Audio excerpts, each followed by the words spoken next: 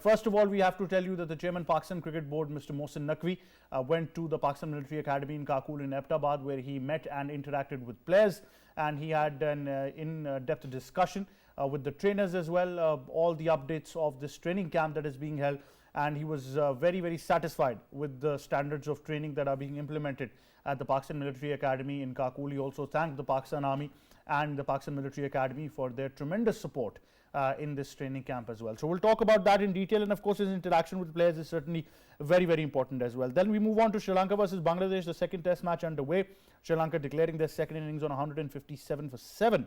Bangladesh, of course, batting continues in pursuit of 511 runs target. That is there as well. Then we move on to Pakistan versus West Indies, the women's cricket series, where the national women cricketers have started their preparations from today. A series of 3 ODIs and 5 T20s will be played. The series, of course, starts from the 18th of this month, and it's very interesting when you've got a quality side like West Indies touring. So I think it's a good opportunity for you to make preparations as well. Then of course we talk about the Ramadan Cup basketball tournament. We're warmed up. Pakistan Army have won the men's and women's title as well. So congratulations to the teams that have won. Congratulations to Pakistan Basketball Federation. 3-on-3, the newly introduced format. It was I think spectacular when you talk about 48 teams participating on the men's side, more than 12 on the women's side as well. It is going to give a great boost to basketball in Pakistan as well. So we'll talk about that. Time now to introduce our guest. First of all, in studios, we've been joined by cricket commentator, cricket broadcaster. He's an international broadcaster and presenter as well. He's our sports expert, and of course you see him on commentary in various platforms of the Pakistan Cricket Board as well. Asif Ahmed. Assalamu alaikum. How are you? Walaikum assalam, Ahmed. I'm very well. Thank you very Great much to for have you on the show. brief introduction and always your support. I like it. Thank you. Well, this is I think the most I can do, and honor you for your terrific services to the format of cricket as well. We've also been joined by first-class cricketer, a voice of many platforms when it comes to expertise of cricket. He's also a badminton champion when you talk about that game as well, and always a very dear brother to be around as well, and a terrific batter that he is still. Trust me, if you do get a chance, then witness his games and you will feel that textbook cricket is returning back as well. Kashif Majid joins us. Assalamu alaikum. How are you, sir? Walaikum. So I'm just thinking of a brief answer for this introduction. And I would like to say a good quality left-arm spinner, a quality left-handed batsman, saying few good words for me. Thank you very much. Always good to share the platform with you, whether on screen or on pitch. It's always great. But you know, we have to talk about this camp. Kashif, let's start with you, because you've been involved in, you still are involved in this circle where fitness is talked about a lot. You also have raised the question of the past 2 years when those standards have not been met. So immediately Pakistan team decided, Pakistan Cricket Board decided that, you know, send them to the military academy and expect some results. Obviously the decision of the captaincy has come in between as well. There's a lot going on in the camp, as we've been told. How do you see this development, and also the chairman visiting and meeting the players as well? It's good. It's pretty good, but I continue with the word, send them to the military academy and expect good results. So next time on, we'll be seeing National Cricket Academy will be side by side Kakul's academy. So we have to come up with the conclusion that whether we'll be doing it ourselves as a cricket board, because this been doing the players been going through these exercises. I still remember when they have got 6 teams and they are competing against each other every thrice. Let me put it very straight. Once a month they've been going through these exercises, and the fitness standards were so good. I still remember when Mickey Arthur was in charge, he couldn't opt for left arm fast bowler, the tall guy, because he was not that much fit, and he always come up with this saying that he always wanted a fit player to be the part of the team. So after that, we have got a 2 years lean patch where no fitness standards were maintained, and everybody was talking about the skill set. Right now, when this thing happening, the skill set belongs to those players are also part of this Kakul's training sessions, and every now and then we can see there is a change in the Pakistan's cricket board's regime, and so does the change in the thought process of how can be a Pakistan team be made. So these are all those things going on, and maybe good results can be expected from the Kakul's academy. Certainly, Asif, it was always a welcome development if they're focusing on fitness, but now the chairman has once again interacted with the players. He's personally visited the training facilities there as well. How do you see this interaction of the players with the chairman? Because it certainly comes at a very important time when we've been talking about the captaincy, the team environment, the dressing room environment, as we see, and the camaraderie of players. Well, Ahmed, really important, you know, that when the chairman cricket board meets the team and the squad and giving them some confidence, right after the conspiracy what was going on over the social media regarding Shaheen Shah Afridi and Babar Azam. If you see that, let me give you a brief background that the removal of Babar Azam, or we could say his resignation, just because of the dismal performances in the ODI World Cup.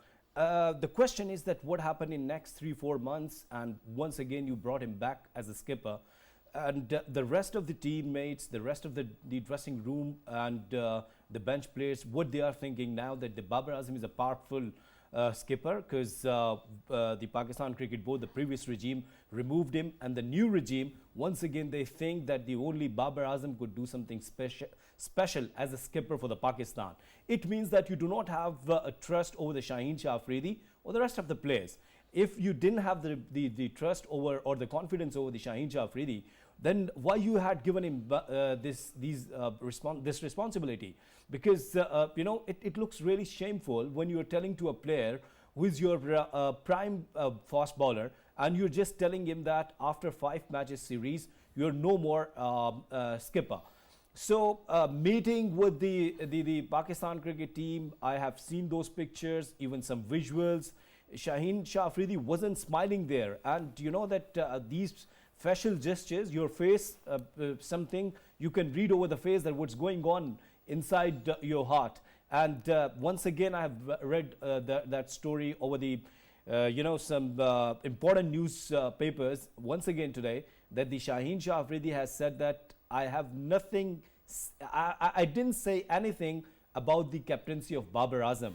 I didn't give any sort of statement. What Pakistan Cricket Board is saying about me, this is their stance. I haven't said anything. But the Pakistan still Cricket the Board, rift is there. But the Pakistan Cricket Board, Asif, has said something very... The rift, I agree with you. We've been discussing this. But the PCB finally made a press release where they highlighted the reason for changing Shaheen Shah Afridi. They say that what they said is that they want to preserve the longevity of his career, and that's why they agree on a rotational policy, which to me does not make sense. Well, I think that it means and it reflects that you aren't sure even about your decisions. Because right before the 4 months, you were not happy with Babar Azam.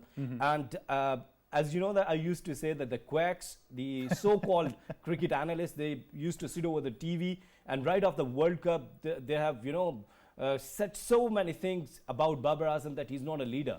It's another debate that either he's a leader, he's a skipper, he's a good leader, he has the, you know, leading skills or not. This is another debate. The debate is that how you are bringing and how you are removing. This is the question. So the Pakistan Cricket Board's statement is, I think, is just an eyewash, and I'm quite sure that the way Wahab Riaz and his team, or not his team, his fellows, because there is no chairman of the selection committee, that the Muhammad Yusuf, Abdul Razak, you guys get ready for the what will happen after this this World Cup, because everybody will ask this question to you guys, because you guys have nominated his name, and now you will give the answer. Well, interestingly, the statement, Kashif, like I said, says that they want to preserve the longevity of Shaheen's career. It also says that keeping in mind the workload management, the decision to ensure Pakistan's main bowlers remain at the top of their game and do not run into an injury chaos. That's why they have appointed Babar Azam as the new skipper. The board seeks to ensure that Pakistan's primary bowlers remain in prime condition, ready to deliver impactful performances. So as long as this board exists, there is no opportunity for a fast bowler to be a captain, because they want to preserve the longevity of this of their bowlers. So no fast bowler. Thank you, fast bowlers. And now talk about the Babar Azam. They don't want to preserve the longevity of Babar Azam. So this is once again the question mark. Second important thing, Ahmed, with this all this chaos, I still believe there are two factors working in the team, not in the team, but for the favors of the player. There is one factor which is leading towards the Shaheen Shah Afridi's captaincy, and the second is Babar Azam's captaincy. But in between those two guys, there's a name called Rizwan, and we've seen that person performing utmost best as a captain with Multan Sultan. So we have to find out what is the criteria of Babar Azam's selection again as a Pakistan skipper. Is it the PSL? Is it the personal choice? Is it something because he's a very quality batsman, or because he's a fan favorite? Or is it you're admitting your mistake that the decision that was taken by the previous management was taken in haste of Babar Azam, not on the performances? Most probably, if they are admitting, then that is not their mistake, because they'll be pointing out to the previous regime, because they are the ones who are the culprits. So if this is the case, then PCB is run by all those guys who are opportunists at their own time, because this institute has got no system we can talk about.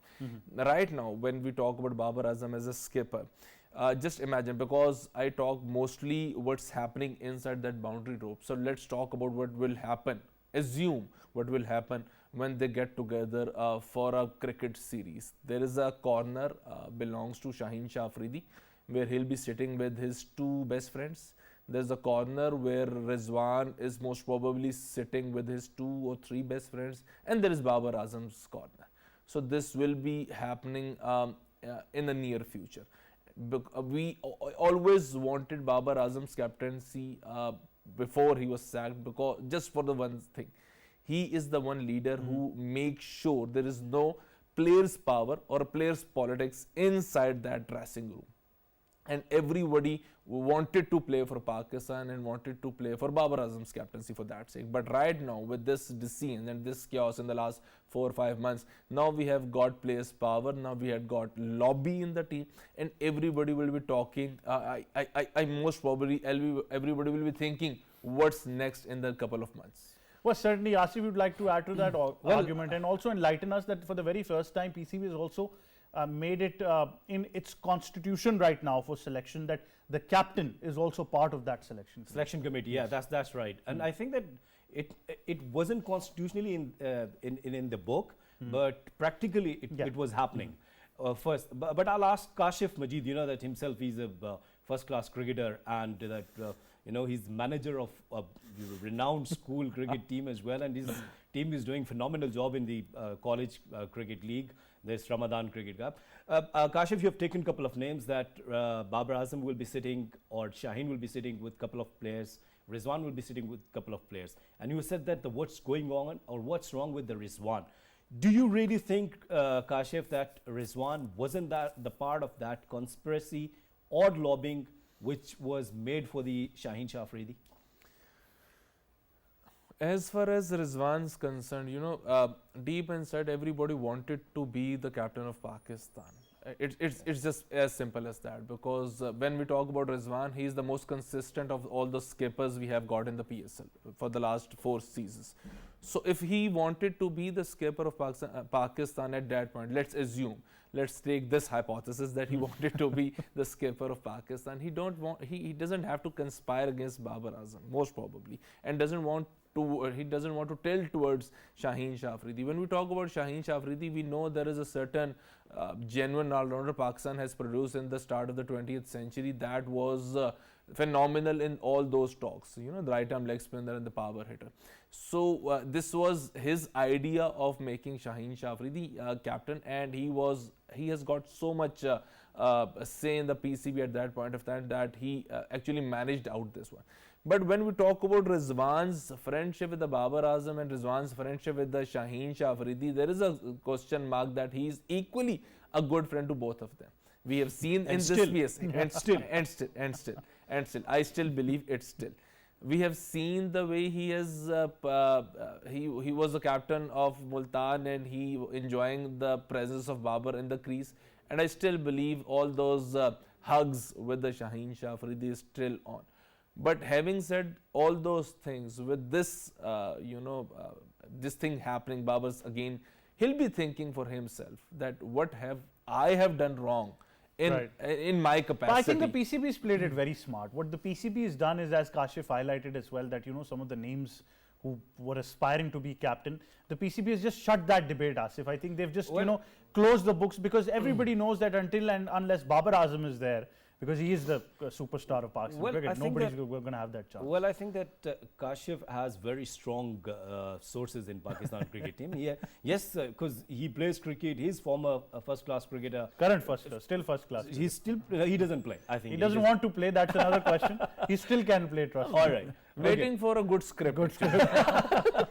Okay, so the question is that this rift started right after the 50 over Asia Cup, where Pakistan lost against India, and a team meeting was going on, and Babar Azam said that we equally responsible for this defeat. And he has shouted over the players. This is some of the players they told to different people or different sources that, and Babar was shouting over the Shaheen Shafri. Then Shaheen Shafri reacted and he said that, see, it happened sometimes that I cannot bowl in all matches. I cannot perform the same, and I'm not the responsible. So that rift started, and who was the mediator there? Rizwan. Rizwan was the mediator between these two, because everybody is a good player, a good friend, and all the team members, they were just united under the leadership of Rizwan. Babar Azam, sorry. And we have watched this video in T20 Cup when Pakistan lost against Australia, and Babar said that I don't want any debate, that everyone is responsible. Once again, we lost in this semi-final against Australia. Everybody is responsible for this defeat, and I don't want to listen any sort of gossips. This is what he said during his speech. So this is pretty much clear that I'm quite sure that the rift is still there. You cannot handle these kind of things with just one press release. But a trick question, Asif, a trick question to both you and Kashif. It's a bouncer I'm bowling right now. So the fact is, I'm ready for a good left. The fact is that you've got a left-arm fast bowler who's not the skipper right now. He's not the skipper anymore. Babar's the captain. His own performance as a bowler has been a bit skeptical. The pace has dropped. We haven't seen that ability.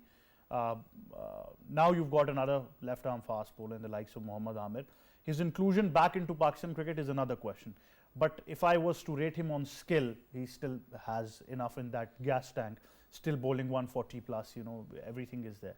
What impact does that then have on Shaheen's mind as well? Do you create that competitive environment that, I've got another veteran left-arm fast bowler who's coming back, who's performing better than me, I'm not the captain anymore? What kind of message then do you see given? I think that if you ask me in perspective of Shaheen Shafri especially, yes. Right now he's down, and according to my sources, even he didn't go for the walk after the iftar dinner last night, and he spent most of the time in his room. First of all, it means that he is, of course, he's stressed and frustrated. Frustrated as well. You are right. Don't ask me about this Shaheen Shafri. Ask me about what will happen with Babar Azam when we'll give new ball to the guy Mohammad Amir. In his captaincy, he said so many times that he don't want Amir. And what if I tell you that when the return of Mohammad Amir was being talked about, Babar was supporting that as well? What if I tell you this then?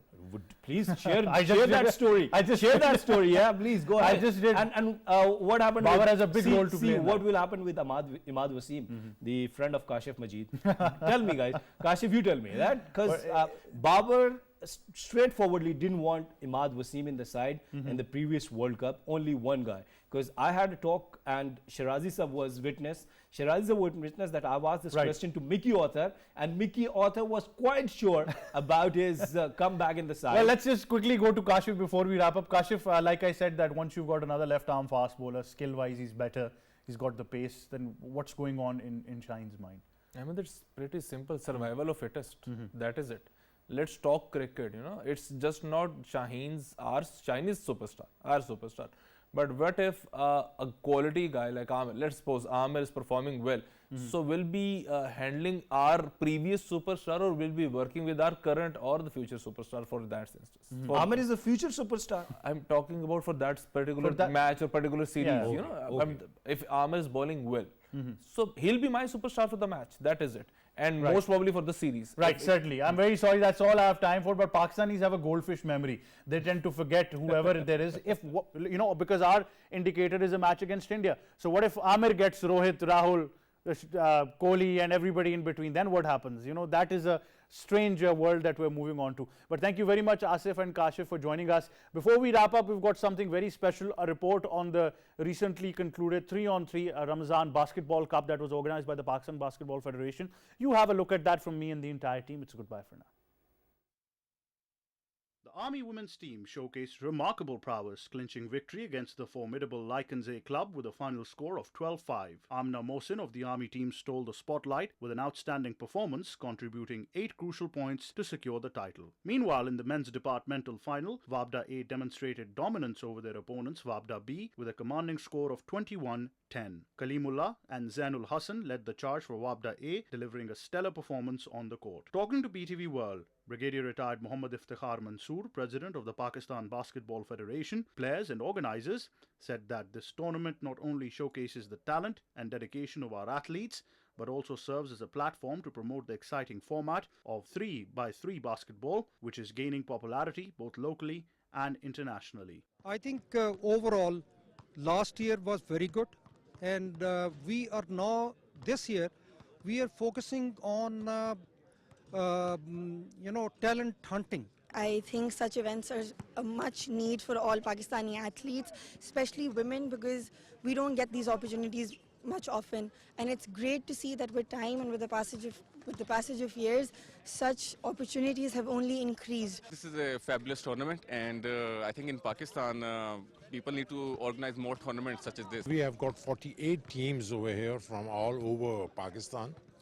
There are departmental teams, and there are city level teams, and which are participating, and there are half of them are almost 24 teams are of the women, and the 24 teams are from the male side. Pakistan Basketball Federation President, Brigadier retired Mohammad Iftikhar Mansoor, was the chief guest of the concluding ceremony, who presented the winning trophies and cash awards to the winning teams, while Deputy Director General, Pakistan Sports Board, Mohammad Saeed Akhtar, Pakistan Basketball Federation Associate Secretary and Organizing Committee Head, Dr. Ojay Zahoor, President, Federal Basketball Association, Ijaz Rafi Butt, and other dignitaries were also present on the occasion.